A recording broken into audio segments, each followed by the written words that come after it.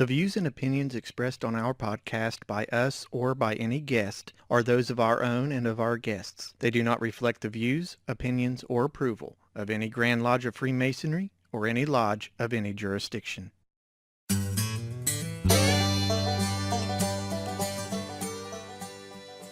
Today we're going to take a step back from Freemasonry and I answer a question from a listener. This question turned into quite a story, which I'm going to tell you about next on the Masonic Ring podcast, which starts right now. It's the way that I can tell the world the kind of man I am, that I put my trust in God above, and for brotherhood I stand. It reminds me to be honest and to remember whence I came. I'm a man that you can count on. That's why I wear this ring.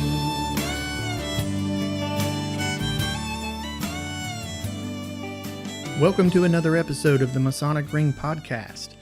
I am your host, Brother Nathan Davis. Today we are going to be answering a question that I received through email from a listener that turned into quite a story, and I'm looking forward to telling you about it because it's one of those stories that I swear can only happen to me. Before we dive into that, though, I would like to invite you all to go onto our Facebook page. Search us up on Facebook at the Masonic Ring. You can also email us if you have any questions that you would like answered, and they do not have to be pertained to Freemasonry, but they do have to be, somewhat family friendly. Shoot us an email, themasonicring@gmail.com. I love interacting with people, and I think it would make the podcast better. So shoot us an email, and if I don't know the answer, I'll find it, and if I do know the answer, then we'll put it onto to one of the podcasts. So let's dive into the episode. The question I received from, his name is, he did not indicate whether or not he was a brother, but I'm assuming he is with the way that the question is worded. His name is Chris Kelly from Wisconsin. Chris Kelly from Wisconsin. Hey Nathan, I was just wondering, do you ever get nervous when you have to speak during degree work? If not, can you name a time where you felt like you just were out of your element? And I actually thought about this question a lot because I was thinking back on the last 15 years, and I wasn't always an officer, so I wasn't always doing or helping during degree work, but I was trying to think of a time where I got nervous. And I guess when I first started, when I was first ever in an officer's chair, I guess I could say that I was somewhat excited. I don't know if nervous is the answer, because I've never really been the type of person to get nervous if I have to speak in front of people. And I do not embarrass easily at all. So I think that may have been... As far as Masonry goes, maybe in the beginning, but no, not really. I've gotten so used to it now that I just don't. It doesn't even affect me. It doesn't matter if there's 20 people in the lodge or 100. It just, to me, it's I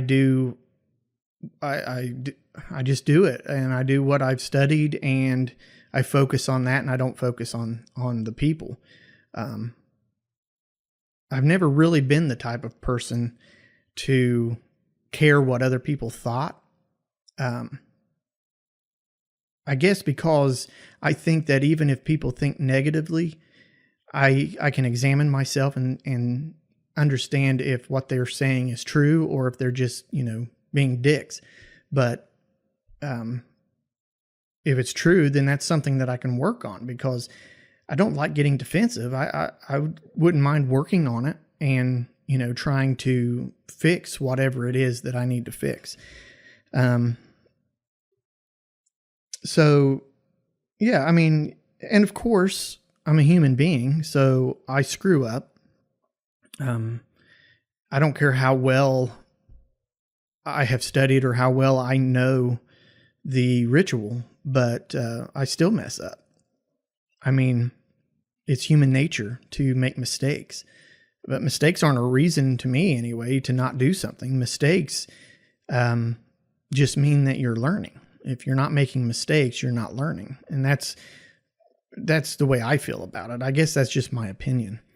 But to get back to the root of the question, no, I don't think in Masonry I have ever gotten nervous or have felt out of place or out of my element. But to the last part of the question, can you name a time where you felt like you were just out of your element? And there was one thing that absolutely came to mind, and that was when I was elected the president of my local Rotary Club. For those of you who may not be aware, the Rotary Club, or Rotary International, is the largest and oldest service organization in the world. They have around 1.2 million people that are members. And so let me go back to the beginning. I haven't been in Rotary very long, but I want to go back to the beginning.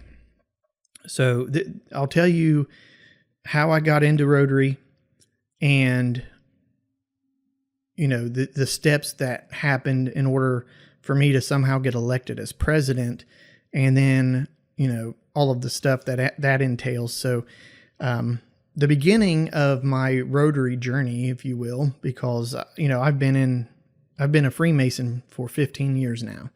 And so pretty much the beginning of my Freemasonry journey was that I grew up pretty much in the lodge. My grandma was in the Eastern Star. My grandpa was a Freemason, and he was also in the Eastern Star. And I was in and out. I was running around that lodge as a kid. We'd go there to help or do this or do that. And so I knew everybody. And, the time came when I decided, what, I want to join. And so I knew most of the members there and had family that were members there. So that's how my journey began there. And I've talked about that on a previous episode. My Rotary journey began because the owner of the company I work for, he challenged all of us managers to get out into the community. He wanted us to get out into the community, meet the people, and not so much for business purposes, but because he wants his leadership to be a part of the community. And in turn, yes, that will help the company out, but mainly because he wants us to have a sense of empathy and a sense of what it's like to be out in the community as a leader in business and helping others. So I was thinking on that, and I was thinking, how can I get out into the community? What can I do?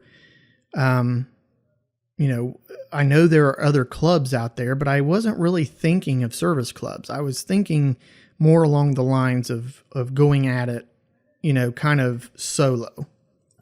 And I know for some people that works. Like, for some people, they work really well by themselves. For me, I love the interaction, and I love to be able to come up with ideas with other people. Anyway, I was talking about it with some friends here and there, and one of my friends suggested that I join the Rotary Club in my local town. And I thought, okay, that sounds like an idea, but what in the world is the Rotary Club? Because I had no idea what it was. I had never heard of it. I had no idea what it was about. I didn't know the people. And I was like, okay, so this is all right. I found them. I looked for a website, couldn't find a website. I didn't know a member of the Rotary Club to be able to call them. I ended up finding them on Facebook. So I went to their page and I was looking around, and there still wasn't a phone number, and there wasn't a physical address. There was a P.O. box. And so I didn't know anything else to do other than shoot them an instant message on Facebook. So I did.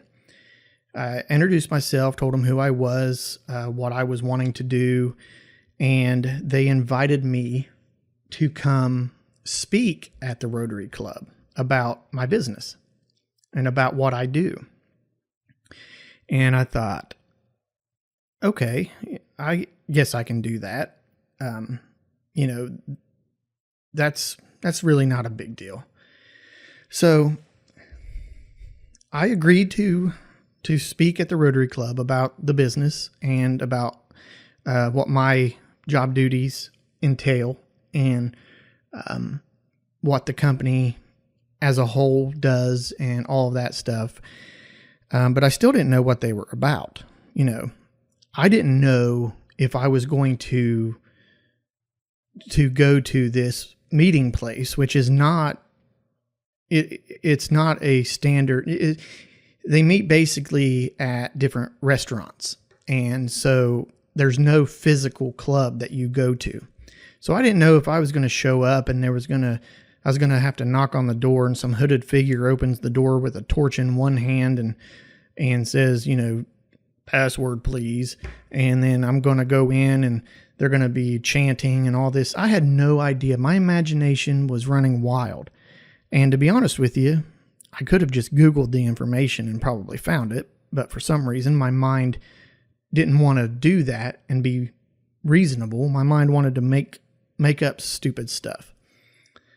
Turns out my imagination was wrong, because what I found was a group of individuals who are business leaders in the community and who want to come together to serve the community and the world to make it a better place. And that's something that I definitely could get behind. So I did my speech, if you will, and everything went great. And I kept going back every week. And so I said, I'd like to join. So I did. I applied to join, and I was accepted and voted in, and it was a good experience. And then, so at that point in time, I'm just a regular member. And so I'm sitting around in these meetings, and I'm not really participating too much. I'm still trying to get the feel for it. And so, I'm basically just trying to learn. And this all happened in 2017. So about a year goes by, and we have a president already, and we are looking for a president-elect. They're looking for somebody to basically, the president-elect kind of serves as a vice president, but also serves as the next president, and it's a yearly term. So I'm not even thinking of nominating myself. Like that's not even on the agenda for me. I've only been in there a year. And then all of a sudden I find out that I've been nominated to be the president-elect. And I'm thinking, oh, crap. And reluctantly, I accepted the nomination, not thinking that I would ever get elected. Well, you know what happens when you assume, right? You know what they say about that. Well, anyway, I was elected. So now I am thrust into this position of leadership that I really didn't know anything about. And in my mind, I kept trying to think of ways to get out of it. I kept trying to think of ways, and not because I feared the work or responsibility. It was because I felt that I was underqualified. I just felt like there were too many people in our club with more experience. And I would seek out advice from veteran Rotarians and they really helped me through it. So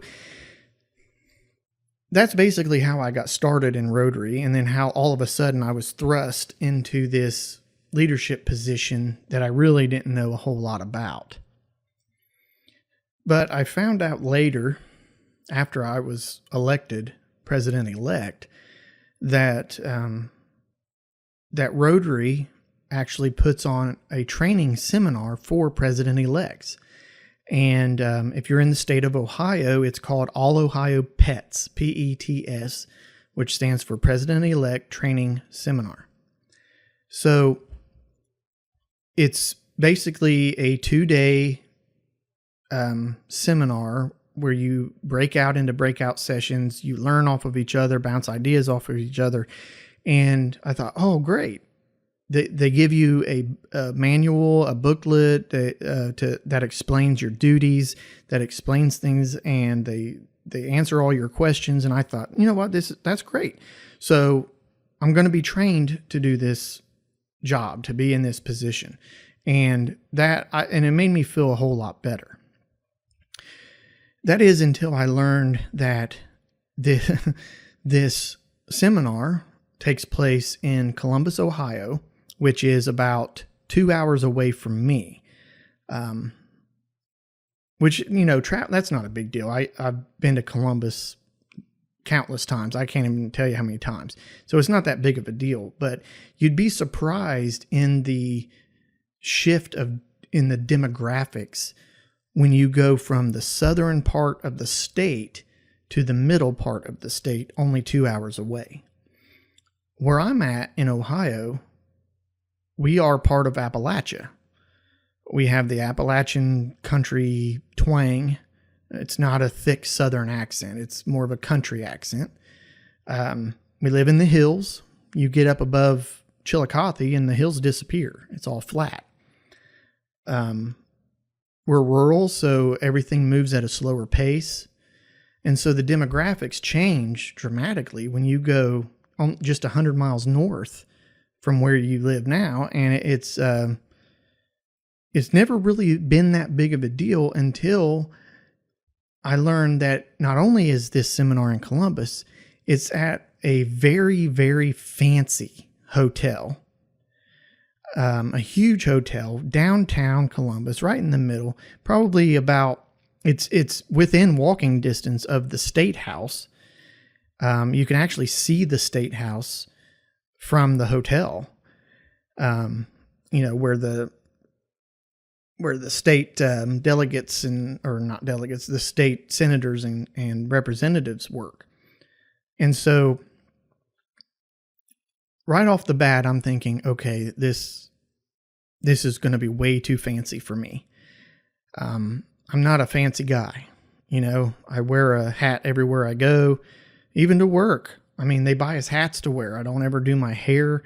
I can't tell you the last time I was in a suit and tie. Even at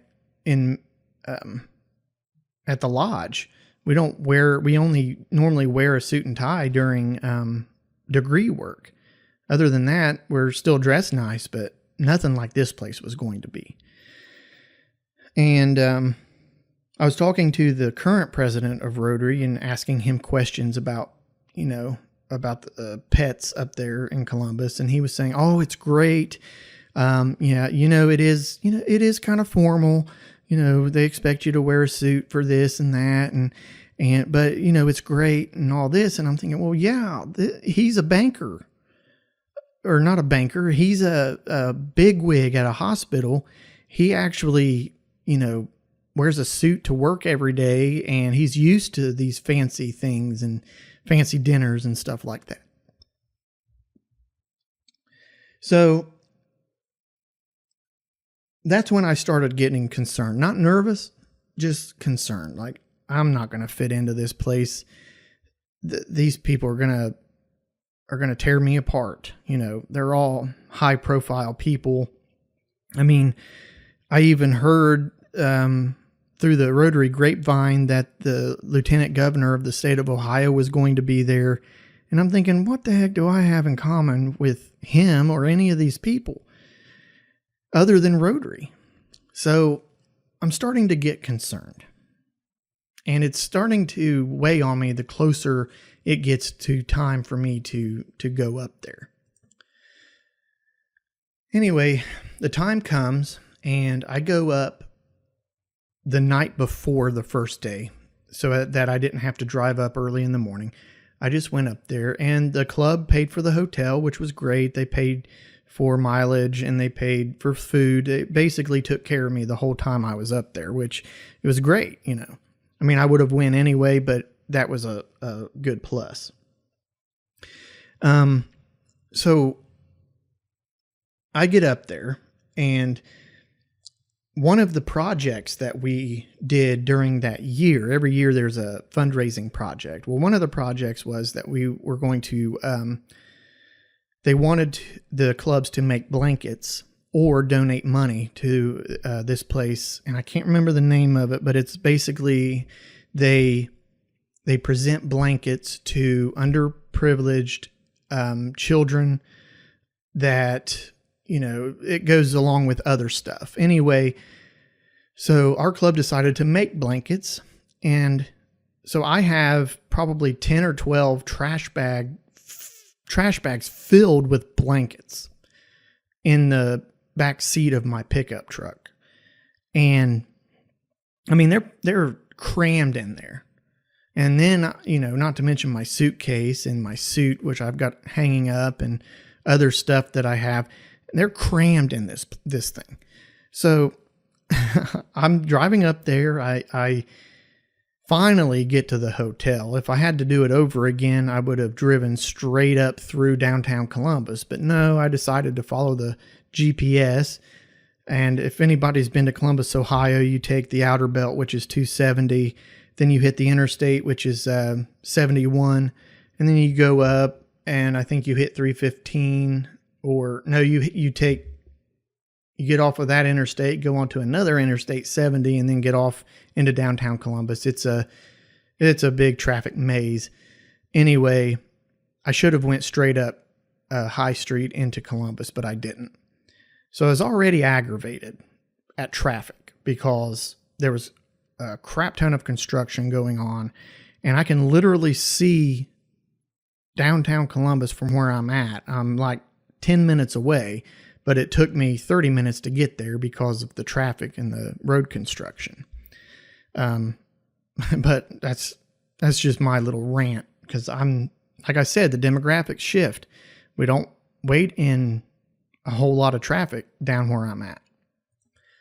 So I finally make it to the hotel, and I circled the hotel like 3 times looking for a place to park. You can't park on the street overnight. I'm looking for a parking lot. There's no parking lot to be found. So finally I pull in to this little driveway that goes basically underneath the hotel, and it's got the valets in there, which, you know, I'm not a valet person. We don't really use them where I'm at. And so I was not really expecting to use a valet here. Well, apparently you don't have a choice. There's really not a place to park. So you pull in, and I get out, and a young boy comes over to me, and I'll never forget his name. His name was Enrique.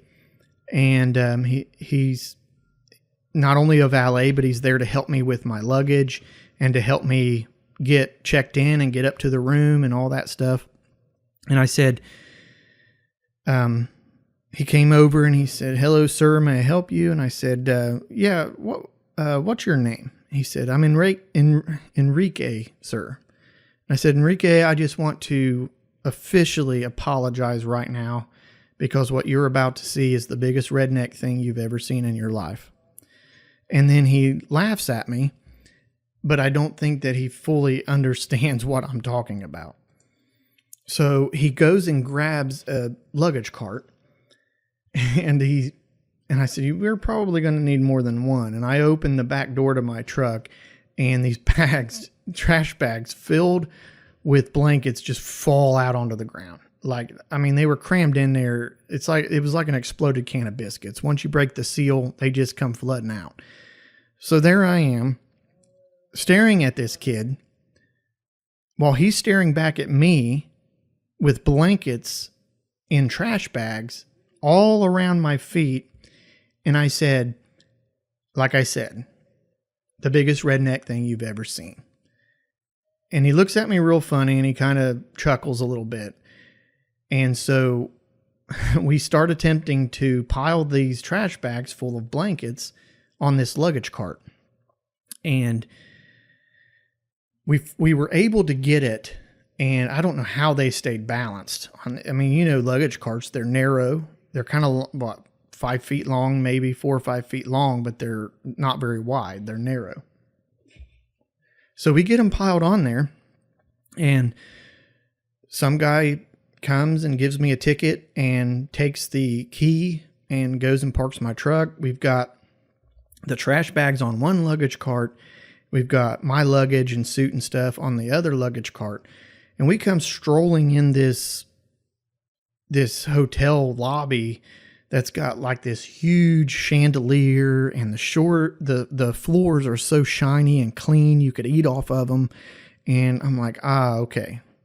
I am definitely out of my element now. So I go and get checked in,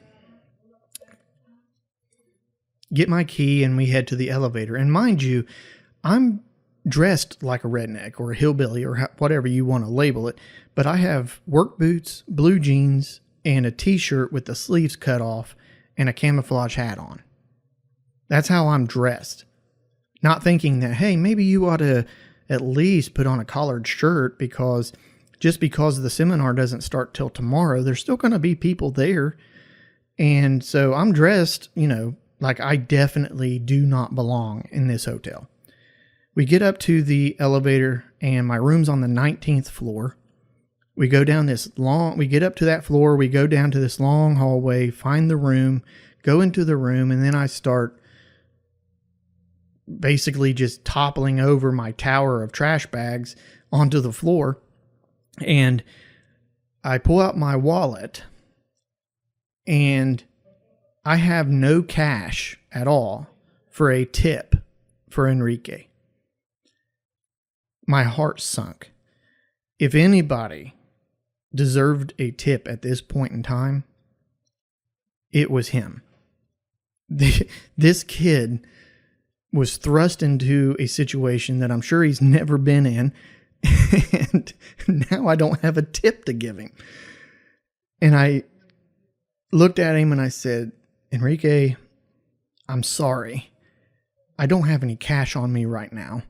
I said, but are you working tomorrow? And he said, yes, I am. And I said, I promise you, I will find you tomorrow, and I will make sure I get you a tip. And of course, he was real nice about it. He was very, he said, that's not necessary. I'm happy to do it, but it's customary, as a valet and a valet/bellboy, I'm sure he doesn't get paid a lot. And for what he went through, he was the one pushing my trash bag mountain down these fancy hallways in the fancy lobby. And me not, me being the ignorant hillbilly that I am, is just smiling and walking, like looking around like I've never seen the inside of a hotel lobby before. It's like, oh, look at that. Oh, wow, look at that. Hey, look. So he deserved a tip. And I didn't have it. I didn't even think about it. I did not even think about it driving up there that I should have cash on me. Everything was taken care of. Everything was paid for, and I had already eaten, so I wasn't going to eat. And besides that, I had my card on me that I could have used. I just was not thinking straight, and I should have been a little bit more proactive. So already I'm not even at the seminar yet, and my first experience with this is not going very well. Well, he leaves, he goes back to doing, his job. And the first thing I do, and I don't know if anybody else is like this, but the first thing I do is I start snooping through this hotel or this room. I'm looking around, and let me tell you something. This place was fancy. It was the fanciest place I've ever stayed in, ever. I mean, it had this humongous, oh man, the thing had to be like 60 inches TV. It had Netflix and Hulu that you could sign into if you wanted. It had all the, not just HBO that you see in normal hotels. It had all the subscription channels. It had not just a mini fridge. It had a full fridge and a mini bar. The mini bar I stayed away from because I'm not paying that much money for some peanuts or a tiny bottle of whiskey. I'm just not going to do it, even if I'm not the one actually paying for it. So then I go into the bathroom, and I swear this bathroom was bigger than the normal rooms that I normally stay in, because this thing was like a freaking palace. It had this walk-in shower, fancy marble. I mean, even the toilet I was afraid to use because of how clean it was. Then I walked past this mirror that it's not the normal mirror in front of the sink. It's another one, kind of like I guess a makeup mirror or something. But I walked past it and it lights up. And I look at the mirror and I'm looking at myself, looking at this mirror, and all of a sudden it goes, "Hello, may I help you?" Freaked me out. I've never had a mirror talk to me before. I didn't even know they made smart mirrors. You could hook this mirror up to your Bluetooth or your smartphone and it would play music.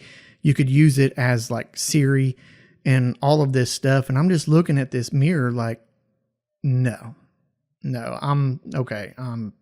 This is getting a little too much for me. I didn't even know what to do with it. What do I say? "Hey, mirror, who's the fairest of them all?" You know, like I'm in freaking Snow White or something. Anyway, this place was fancy. So I go back into the main part of the room, look down and realize that I have like 12 trash bags that I need to figure out how to get downstairs into the conference room to be able to turn in so that we get credit for those blankets. And the credit, I mean, is by each club, part of each district, you know, you get like a pat on the back for whoever brought the most blankets. So I'm thinking, great. Enrique took both of my carts. Now what am I supposed to do? Well, I did what any red-blooded American man would do. I grabbed 6 in one hand and 6 in the other, and I'm off to the races. I'm trotting down this. I can just imagine what I looked like. I'm trotting down this hallway with 6 trash bags in one hand and 6 trash bags in the other, wearing work boots, blue jeans, and a cut-off t-shirt. And I'm like, oh yeah, I've got it now. You know, I'm a redneck. We invent our own ingenuity. We have our own way of doing things. And this was the way I did. I thought, I'm not going to go downstairs, get a cart, come back upstairs, take that cart, load it up, and then take it back downstairs. No, I'm going to do it now. And I'm going to take it and I'm going to just carry them all down. So I get into the elevator and I'm on the 19th floor. I go down a few floors. I think it was like 10 or 9. I can't remember. And the door opens and there's this couple dressed all fancy. I'm assuming they were going to go out for supper. And they're dressed all fancy. They take one tiny step towards the elevator, look up, and the eyes on this woman, I'll never forget, but she looked like she was about to be robbed. And the man looks at me and says, we'll take the next one. And I was like, okay, no problem. Door shuts, and I didn't put 2 and 2 together until later, but after that, I was like, oh, wait a minute. They probably thought I was stealing stuff because I had all these trash bags. Anyway, I get down to the 2nd floor, which is where the conference rooms were, and I go out, I drop the blankets off, and everything's good. Well, they have other stuff around there, so I looked around a little bit, and then I went back upstairs to get ready for the next day. And I'm not even to the point to where I'm like way out of my element. So, tomorrow's a new day, and I'm about to just completely out myself as a ignorant hillbilly. So I go to sleep, and this bed is literally the most comfortable bed I've ever slept in. The sheets had the highest thread count I think imaginable, where it almost felt like I was literally laying on silk. And when the next morning rolled around, I didn't want to get out of bed. But anyway, I get out of bed, I go take a shower, brush my teeth, I'm putting my suit on, and as soon as my suit goes on and I tighten my tie, I'm uncomfortable. I don't like wearing a suit. That's just not the type of person I am, but it's part of the deal. So I go downstairs to to where the conference rooms are, and they had breakfast there, which was great. It was like a buffet style, but the eggs were delicious. The bacon was cooked to perfection. They had oatmeal, they had orange juice, they had fruit, they had all kinds of stuff. They even had grits. And I'm like, oh, hell yeah. Grits? Are you kidding me? So I've got my bacon, eggs, and grits on my plate, and I go into where it's the main hall. It's the main place where everybody comes in to meet, and we're eating at these tables, and it's really kind of nonchalant. It's not really that formal, but we're kind of there. We're kind of there for about 30 minutes. Then we break out into our breakout sessions. And I'll have to admit, those were pretty fun. I learned a lot of stuff, and I was able to talk and communicate with people and all of that stuff. Then lunch rolled around, and you had the opportunity to eat lunch there, or you could, do whatever else you wanted. You could leave. You had about an hour or so before you needed to be back into another breakout session. I just decided I was going to go and get me something to eat, but I forgot that my truck was parked in the valet spot, and I didn't want to mess with that. So I just went upstairs and did something for the first time that I never ever thought I would do. I ordered room service. Oh my gosh, how awesome is room service? Literally, there is a menu in the drawer. You call them up and you say, I'm so-and-so from room, 1901. I want to order this hamburger, French fries, and this drink. Yes, sir. Right away. Within 20 minutes, they were knocking on my door. And I said, oh, great. How much do I owe you? Oh, no, sir. It's charged to your room. You can take care of it when you check out. All right. So that was awesome. So I get that. I eat my lunch in my room watching TV, by myself. I'm not trying to be antisocial, but I'm also, I'm out of my element, so I wanted to be comfortable. I go back downstairs, go back into our breakout sessions, and then we break for 30 minutes, and then it's time for the dinner, the evening dinner. This is where things get complicated. For me, anyway, because the dinner is fancy. The dinner is, you're served by caterers. There's wine, there's iced tea, water, and the water is even put into the wine glasses, and everyone's dressed real fancy. And so that right there, I instantly felt uncomfortable. I was way, way out of my comfort zone. The rest of the day, I was, not comfortable, but I was okay. Now I'm like, oh, crap. So they had us all sectioned off, and I found my table, and I sat down. And so I'm trying to remember all of the manners that I was taught growing up, or at least that they tried to teach me growing up.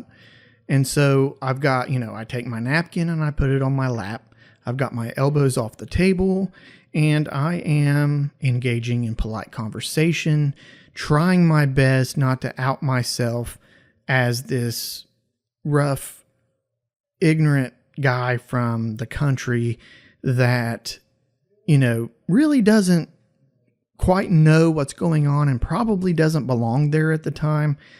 And so I'm doing my very, very best to make sure that I get through the evening without any blemishes. I want to eat, and I want to go back up to my room and do everything the next day. So, like I said, I'm engaging in polite conversation. There's these beautiful centerpiece flowers with crystal around. The lights are dimmed, not to make it dark, but it's just dim to make it that fancy restaurant feeling. And so, to my left are like more forks than any human being needs to eat with. And the plate is like, I swear, real china, not that Corel stuff that I buy from Walmart. It's fancy. Even the napkins were folded into a little swan that I almost felt bad for destroying when I had to put it on my lap, but I digress. Anyway, so to the right, the tables were rounded, and to the right of me was a pediatrician. Next to him was a lady that owned her own insurance company, and I don't know what that was. And next to her was a very successful criminal defense attorney, which I found out later that his success rate was like 95% or something, or 90 or 95%. It was crazy big. Next to him was a chiropractor, and then next to him was a lady that owned her own marketing company. And then there was me, and then it comes back around to me. So I'm engaging in polite conversation. Well, the meals were already basically prepared, but it's a 3-course dinner. You have your entree, then you have your, you have your appetizer, then you have your entree, then you have your dessert. And the appetizer was salad. Now I found out later that this particular salad was called a wedge salad. I'd never had a wedge salad before. Basically what it was a chunk of iceberg lettuce cut into a wedge, put on a plate. On the plate, besides the chunk of lettuce, was cherry tomatoes, cheese, shaved carrots. You could get like olives and different stuff put on it if you wanted. All I wanted was, I wanted it normal. I don't like olives. So they bring this chunk of lettuce on a plate and sit it in front of me. I'm staring at this thing like, what do I do with this? I'm looking around and I see everybody, grab their knife and they start cutting this salad. I thought, well, that seems weird to me, but okay. Most of the salads that I've ever eaten have already been cut up or shredded or whatever.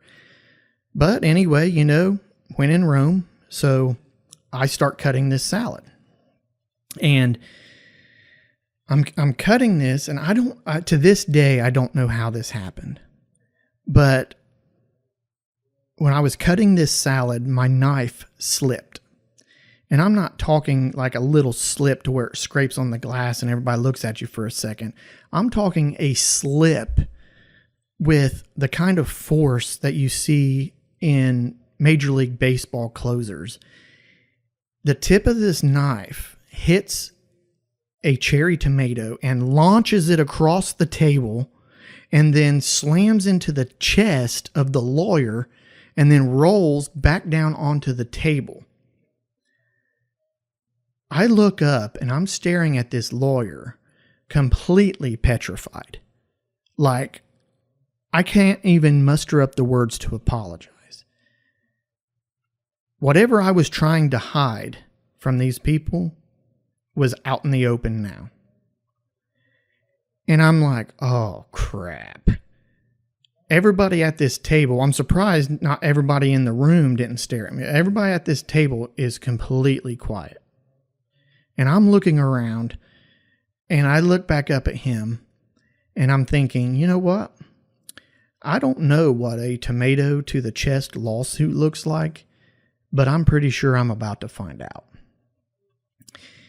He looks down at the cherry tomato laying in front of him on the table.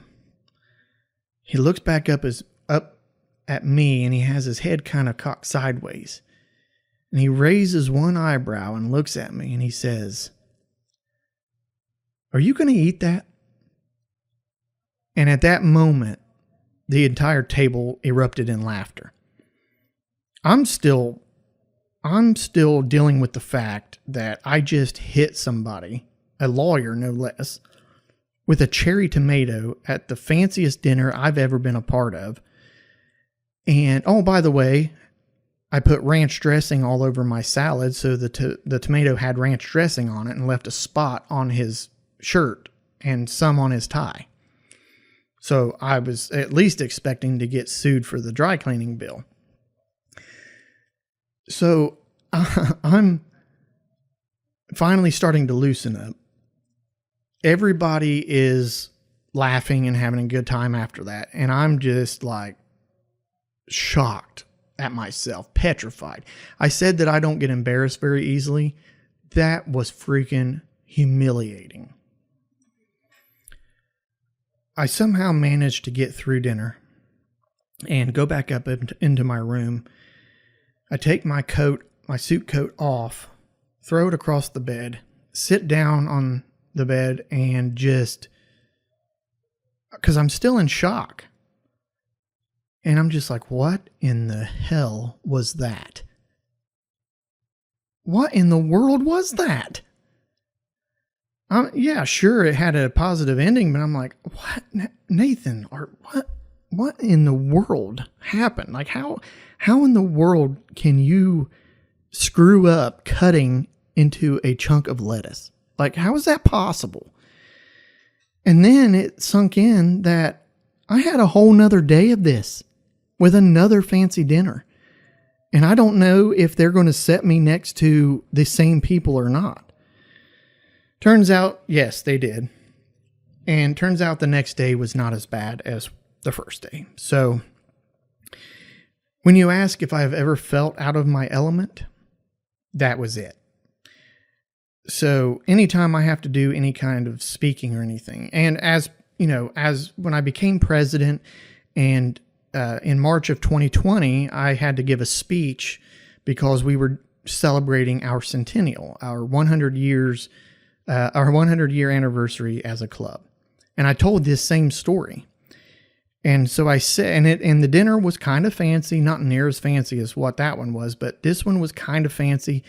And so I asked everybody to raise their hand. And I said, who here thinks this dinner is just a little too fancy for their taste, and they may be out of their comfort zone? More people than what I thought raised their hand. And so then I told them that story, and then I said, so if you're feeling out of your comfort zone, that's okay. But I don't want to hear about it until you hit a lawyer in the chest with a cherry tomato. That'll always be one of the most humiliating stories of my life. And I can laugh about it now because I look back on it and think, oh my gosh, that was horrifying.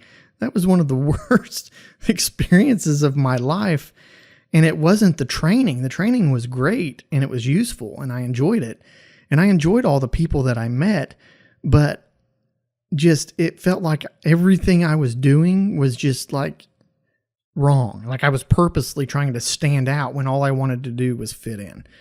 So that's where I'm at with that question.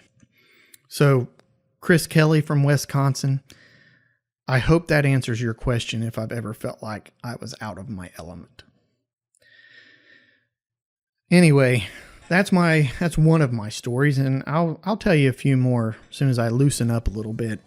And let me tell you something. I have some stories that has happened to me that you wouldn't believe unless you were there. But I'm going to tell them anyway. So anyway, I want to thank everyone for listening.